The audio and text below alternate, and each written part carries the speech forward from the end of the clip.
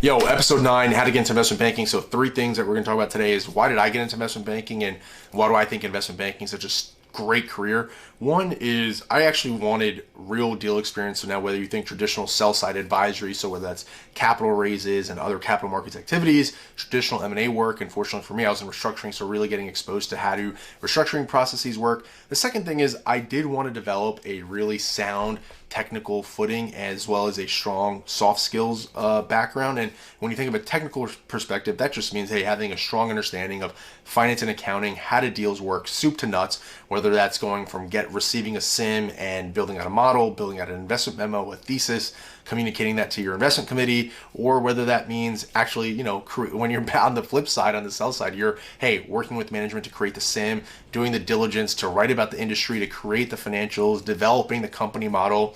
That stuff's exciting to me. And I was like, hey, I really want to develop and have a strong financial background. And I knew that banking was the way to do that. Now, transitioning to the second part to that, which is the soft skills that are needed, right? Hey, I know that this is a job that's going to require me to interface and interact with clients, management teams, other executives, senior bankers, partners, MDs, what have you.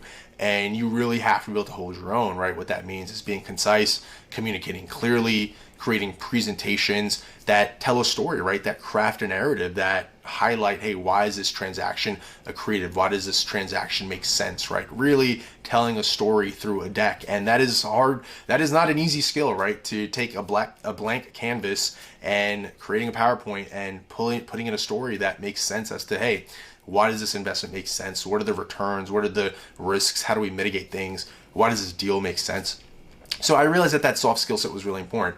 So the third thing, and this is the most important thing, is that those first 2 things, once you put them together, what does it allow you to do? It allows you to be a complete business professional. And what you choose to do with that skill set in combination is up to you, right? So for me, one day I knew when I was in high school, and I'll dive into this in the video, I knew that I wanted to be an investor or an operator of businesses. I wanted to help build companies, bolt-ons, whatever, right? I knew kind of what I wanted to do in that space. I didn't know exactly what it was, but I knew that was something that I wanted to look into. And the more I looked into everyone in this industry, all the men and women, you look at guys like Thomas Tull or Bob Iger, John Malone. There's so many examples, and I'll give this all in my on episode today, is that a lot of them had backgrounds in banking or consulting and the buy side or what have you.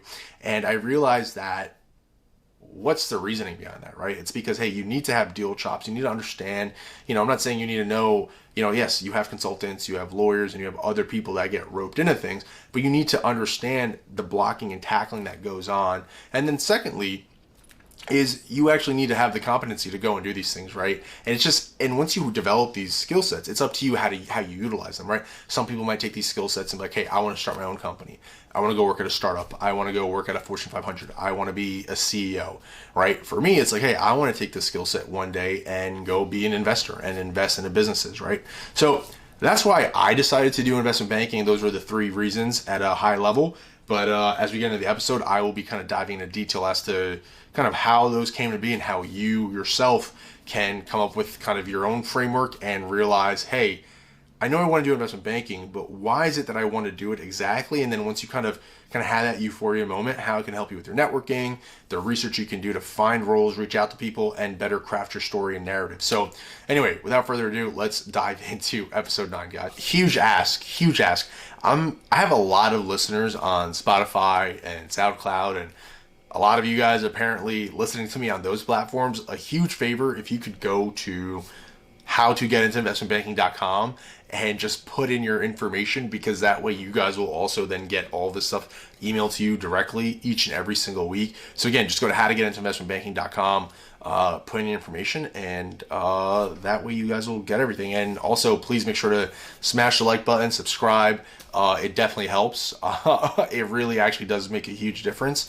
And so let's get into episode 9. So with that being said, I'm going to dive into a little breakout that I made on my PDF. So for my first-time listeners and old-time listeners, there's a link in the box, in the description box, whether you're on YouTube or on Facebook or on Spotify or on SoundCloud or wherever you are. There's a link in the bio, and it'll take you to a PDF that you can download. You don't have to put in your email or anything. Just click on the link, and you'll download it.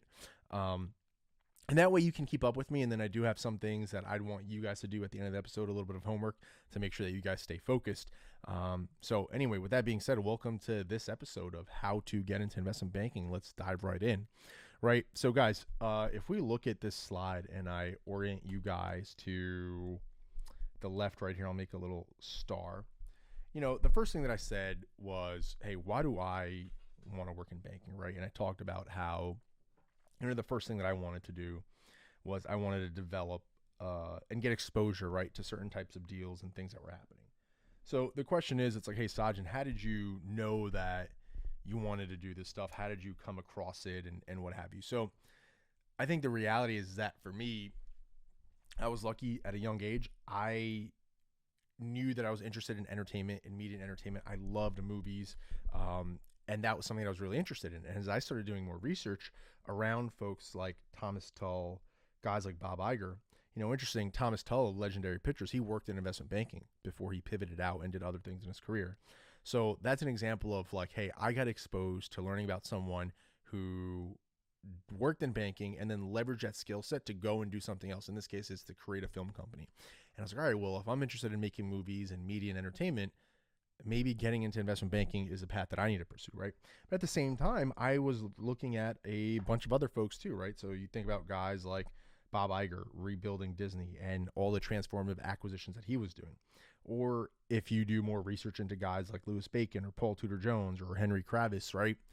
When these guys started out in the industry and really made a name for themselves, the niches that they picked weren't really fully developed, right? So when Henry Kravis got into the LBO game, LBOs weren't necessarily a thing, right? Even though there were financial transactions of that, they just weren't mainstream as they are today, right? Or if you think about long short hedge funds and how they've matured over the past 20, 30 years, the point I'm trying to make when I did my research and I'm reading about these guys and girls and when I'm reading about these men and women, in high school and college and trying to figure out who are folks that I look up to, what resonated with me was like, hey, who are the people in firms doing today what I'd like to do? And what do I need to get there, right? What type of exposure do I need? And that's where the second point comes up, guys, is you really need to spend time learning the ecosystem. And this is what this homework does, right? This homework assignment. Yes, I know you guys are in school and probably have midterms and finals and all that stuff, but what I need you to do is to genuinely ask yourself is like, hey, what am I passionate about, right? Are there specific industries? Is there a specific space that I'm really into, right? That really resonates with me. And something that, an example that I got ready. I know I give a lot of examples of myself, but, let's look at this Savage Fenty, right? By Rihanna. And it just came out that like Morgan Stanley and GS are working on a potential IPO. So let's say you are into fashion, consumer retail, they have subscription as a service clothing companies, and they have all sorts of stuff now, right, in that space. And, if I'm a high schooler and I want to work in business, I want to have a clothing line, I want to invest into clothing companies or apparel or something tangential to that, you have to remember that you might think you want this, but you don't know how it's going to ultimately manifest, right? But a career in investment banking, and if you're a finance student and you're trying to figure out, hey, how can I combine my passion with a career in banking or in the buy side or something of that ilk, this is a perfect example, right? Is that your goal should be to now be like, hey, who are all the top consumer retail banks? Who are all the ex-consumer retail bankers who have gone on to start their own funds and own companies? And there are a plethora of folks who have left banking and now work at companies like Rent the Runway and work at companies like Etsy and Pinterest and are leveraging that financial skill set to help build a product, a brand, a service, a clothing company, a retail company that can draw on that skill set, right? Not only the technical skill set they have from banking, but the actual passion that they bring for that industry, right? So I bring up Savage Fenty as an example because if I was in high school and I was like, yo, I want to be like next Fashion Nova, like how do I do that, right? It's like, one, yes, you need to have that inherent industry passion and you're reading vlogs, magazines, podcasts, you're probably designing stuff on your own, you're really in tune with what's going on, maybe you have a niche or demographic or certain message, but at the same time, you're like, hey, I really want to get the business chops so I know what to do. I want to know how these deals work, how are people raising money, how are they raising venture money, how are these companies going public. If you look at a company like Olaplex, they were bought out by Advent International, right? That's a good example too. I'm write down Olaplex actually on here. Shout out to Olaplex. So you start to think about all these things, right? and you're like, all right, well, it would make a ton of sense for me to get into a career in investment banking or management consulting, and I can get in at a ground level and really understand, hey, how do pitches work, right? How do M&A pitches work? How do capital raising rounds work? How do you actually model this stuff out? Like, hey, if we, how do you understand the business fundamentals of like, hey, four-wall EBITDA, which is like what's EBITDA of the four walls of a retail company? But more so, it's like, hey, how do we project out revenues for a business, right? How do we figure out what the optimal capital structure for a company might be? How do we project forecast revenue, sales, cost, right? And what would a potential investment look like, right? What would an LBO of apparel retail look like? Does that even make sense? Or what type of growth investment would make sense, right? So these are the type of things that, depending on what type of group you're in investment banking and what region, what type of clients they work with, that's the type of exposure you'd be getting. And that's really exciting to me, right? If I'm in high school and college, I'm like, yeah, this is exactly what I want to do, because I'm going to get the financial skill set. I'm going to learn how to create presentations and tell stories behind these different transactions that these real life companies are doing, so that one day when I'm launching a brand or launching a company, I know how to, hey, what does my investment thesis look like? What does the portfolio analysis look like? What are the KPIs? What are the metrics? What are the operating metrics of this potential venture, right?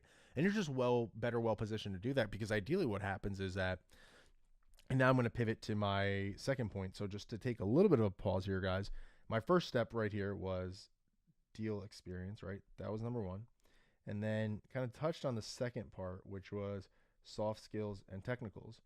And now this third part is being an investor and operator of companies, right? Now, so for you, working in banking, what that's going to allow you to do is that, hey, you're going to be in a really great position after a year or 4 years in banking, where you could go to a buy-side role at any stage, right? And I know there are certain limitations, because depending on what group you're in, deal exposure, certain funds will only look at certain folks. But for the most part, you'll be well positioned if you're good at what you do and you've built a network, you reach out to headhunters and what have you, right? But you might even also have the chance to go to industry, right? There are a plethora of companies out there who hire for folks in operations roles, and I know operations is kind of like a taboo word in banking because it's seen as back office, but operations functions, strategy ops or corporate finance, corporate development, there could be, like, depending on the size of the company, it might be like a kind of a mush, a gray area, but it could mean, like, strategic operations could mean like, hey, what sort of products do we need to introduce? How do we introduce them? Do we layer them in? What sort of joint ventures do we start partnering with other companies and other partners to, cross sell products or do brand deals and things like that? And that's something that you could pivot and do, right? Which, again, when I talk about why I got into investment banking, number one, like I said, was, hey, I want to get deal experience, because deal experience is invaluable to understand how things actually work. So when you want to do deals on your own down the line, just having that there and knowing, having those chops there of how to run a deal soup to nuts, whether it's having a sim in hand, creating the model, going through a data room, doing due diligence, interacting with lawyers, and just kind of knowing that process is very impactful. And it's even great if you're in a top, if you are in a pure M&A shop or a restructuring shop and you're really getting into the nitty gritty of some of these nuances, or if you're in a coverage group that really has a strong coverage group, so you're working in an industry that you're really passionate about, right? So that's where that second part comes in, right? So the first part, kind of like, exposure, right? I wanted to work on deals. I wanted to do all that. Second thing is investment banking, right? I realized that all these folks that I looked up to, investors, operators, CEOs, everyone had exposure to a front office role in some capacity, whether it was consulting, IBD, sales and trading, some sort of buy-side role, period. I was like, all right, clearly everyone is working here for a reason, right? There's a reason. And I mean, yes, look, outliers exist, but for the most part, everyone that I looked up to had banking and then something else after that was also considered front office, right? And that's why it's really important. And I think the homework, for folks listening to today's episode is like, what are your passions and interests, right? And then identify those firms, not just sell-side advisory firms, but also, what are the top consulting groups that work in that space? Who are the top buy-side investors? Who are the angel investors? What's the legal network? What are the industry rags that you need to read? Like, really get immersed, because that's what's going to allow you to understand, hey, how do these deals form? Who's driving them? Who are the top bankers? Who are the top lenders? Who are the top entrepreneurs? Who are the top incubators? And that's the type of stuff that will help, because then once you get into banking, then you'll know, like, hey, okay, well, what steps do I need to take next based on what my passions and interests are? and make sure that I'm also developing that, for me, my core competency things that I looked at, right, which were my soft skills and my technical skills as it related to what I wanted to do. So that's the second point as to kind of like, hey, why does investment banking fulfill this for me in my career, right? So we covered over one, which is exposure, to actual live deals, both sell side, buy side. Number two was, hey, developing a certain skill set. And that skill set was using financial models to analyze a deal, to realize what returns might be, what have you. And then also the soft skills, which I think are really important. Like this deck that I made, like in all my episodes, you guys probably noticed I have like these kind of bougie PowerPoint slides. I don't think they're anything special, but I can make decks at ease because I can use PowerPoint to craft a narrative to tell a story about something that I'm trying to get across. And in this case, I'm trying to tell folks who are listening to this podcast, why did I do investment banking? Why do I think it's still a great career? And I think a lot of people are shitting on investment banking because you work a lot. But if you're learning and you love doing what you do, you're not going to see it as a lot of work because you're learning and you're excited. And I was having a phone call today with a friend who's a VP at an elite boutique. And he made a good point. It's like, this is fun stuff that we do. Like the stuff we learn in school about finance is fun. It should be fun. It's just that some people don't make it fun. And just think about how cool this is, right? You're in a due diligence room, you're reading about a company, you're looking through their financials, you're creating a sim, you're writing about an industry, you're doing industry knowledge. Like this stuff should be fun. And if you don't find it fun, then yes, you shouldn't be working because you're going to be miserable. Now, yes, I know I have peers who are going to be like, Sajin, you must be crazy because when it's 2 a.m. and someone wants to change some format or wants to realign the logo, that's where the madness comes in from. That's a whole other episode that I'll talk about, is that I do agree that there is minutia that is done at an amplified level that makes talented people who work in banking question it and be like, hey, why are we wasting our time doing mundane things that like we don't need to do? Let's focus on the book, which means let's focus on the pitch, the story. Let's focus on the transaction we're pitching. Let's focus on things of substance. So I don't want to belabor that too much, but just wanted to touch on that it is a lot of work, but if you do what you love, you're not going to get bothered by it. I just want to touch quickly more on that second point about, your passions and interests. Look, I know it's very easy for me. Like I knew media entertainment, but at the crux of it, if you think about it, if there's like layers to it, right? At one layer for some people, there might be like a certain industry that you like. And then at that second base, it could be like, hey, IB and, sell side and buy side will allow me to develop a skill set where I can go work in industry or potentially go and do my own thing, but I have the skill set to do that. And then at the bottom level is like, hey, is a technical aptitude, right? So for me, it was a perfect storm where I knew that I needed banking. I wanted it. I wanted that skill set, but I know I needed that exposure to get to where I wanted to get to down the line. And I think the challenge for students today is they know they want to get to an end state, but they don't know what it is exactly they need to do to get there because they may not have a passion or something that they're really interested in to justify, why I want to do investment banking. So that's where I'm coming in and telling you guys that, hey, it's important. Like I know, especially where recruiting full swing, you might feel overwhelmed and like, I just need to apply and kind of running around with the chicken with your head cut off. But this is a nice transition to this third part of like really that why. And, like I said, for me, it's like I wanted to be an investor, right? And what did you want to invest in and why? Is there a certain asset class? Is there a certain sector? Is it tech stocks? Is it airline stocks? Is it energy? What is it, right? What is it about that long-term goal as an investor that makes you want to work in banking, and what groups or what buy-side roles or what sell-side groups would position you best to do that? So that's why it's okay if you feel like you're running late. And as I conclude on this episode, is that I want to highlight and stress that, hey, it's okay to take like a week and it's developing and it's continually growing. Like, hey, what are the sectors I'm interested in? What are deals that I like reading about? What are companies that I like to follow? And then use that as a template to then go back and like, all right, hey, let me find groups, let me find firms that are really active in the space and let me go hard after that. And if that doesn't work out, then yes, you're not always going to land in your dream group or your dream firm. And yes, very well understood. But that shouldn't be a reason for you not to do this exercise, because even if you end up somewhere, you end up in the transportation group you're like, yo, Sajin, I hate trucks and why am I doing stuff on OEMs? Like, I don't care about this. I want to do TMT at telecom or media, whatever, or healthcare, right? MedTech, whatever, right? Then it's like, hey, that's great, but you can always now lateral because you still have your guiding north, you still have your passion. But it's important to have these things kind of clarified. Hey, so what I want everyone to do is like, hey, what are your 3 things, right? What is it for you that you want to work in banking, right? Is it, hey, I want to develop this technical skill set, the soft skill set? 2, is it that I want to get the exposure to deals to be like, hey, do I even like this type of work in finance, or is there something else that I want to explore, right? Maybe just working on deals isn't what I want to do, or hey, I want to work on deals just to know how they work, right? And I want to understand the nuances of them. And then that third piece of that portion is like, hey, sorry, let me just back up here. I want to make sure you guys have a clean slide.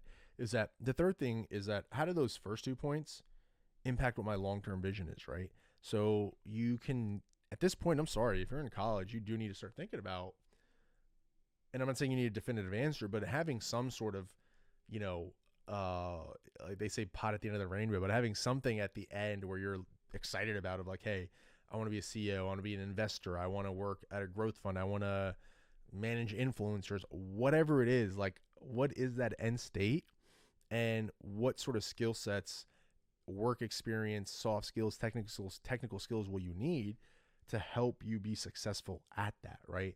And my thing that I preach on this channel is that investment banking really sets you up really well to not only obviously go into the buy side, get buy side, great buy side experience, but leverage those things to get in a position where you can get placed into a really strong team, group, firm at a company, Fortune 500, Fortune 1000, a pre-Series A, Series C, pre-revenue, whatever, a startup, and be positioned well to really lead and do so with conviction, because you'll know how to run a deal, you'll know how to run and analyze an industry, you know how capital markets activities work, you'll know how to analyze a cap structure, you'll know how to speak to senior management executives, you'll be able to storyboard things on PowerPoints, tell a story, articulate well.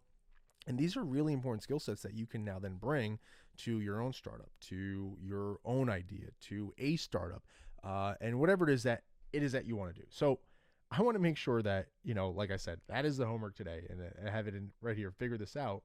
What that means is right here, this lower quadrant right here, is spend the week, figure out what are some passions. And I'm not telling you to have it like set in stone. I'm only asking you to figure out a few things, even if it's just broad, high level, tangential. And that's why I give this example of Savage Fenty, of like, hey, someone who might be interested in fashion or whatever. And I'll give a quick example. I know I also talked about Olaplex, but I'll give a quick example of Fifth Wall. They're a VC fund and they're focused on real estate disruption, right? Real estate technology, upstarts in the real estate space. That could be a thing too. Like, let's say you're really into real estate, right? You're like, shit, like I'm really into real estate. Well, then, hey, maybe you need to spend that time to like, who are the top real estate folks? What are the top real estate banking groups? Who are the top real estate VC folks? And see what they did, see how they got there, and then understand and analyze how can my passions in real estate be translated to a career where I can, get a lot of experience, make money, do well for myself, and then use that experience and capital and money and connections and network to eventually go and do my own thing, right? So that's how you need to think about this stuff, is that how can I leverage and use this career in banking and then hopefully in the buy side or whatever to then leverage it to go and do my own thing. So again, guys, that is it for this episode of how to get into investment banking. One thing, and I should have mentioned this at the start, is that I have so many listeners on Spotify and SoundCloud. Can you guys all please do me a favor and go to howtogetintoinvestmentbanking.com and put in your information and subscribe so you guys get all of this stuff? It's weird because I'm like, wait, I have so many people listening to the podcast. Like, why is the email list not growing? So guys, please go and put in your information so you get this stuff, right? You get all these decks and what have you. And then, yeah, please also do go and share this video if you find it helpful and you think someone that might find it helpful. Would really appreciate that. And then like and subscribe, because that always helps. So with that being said, I will see you guys later.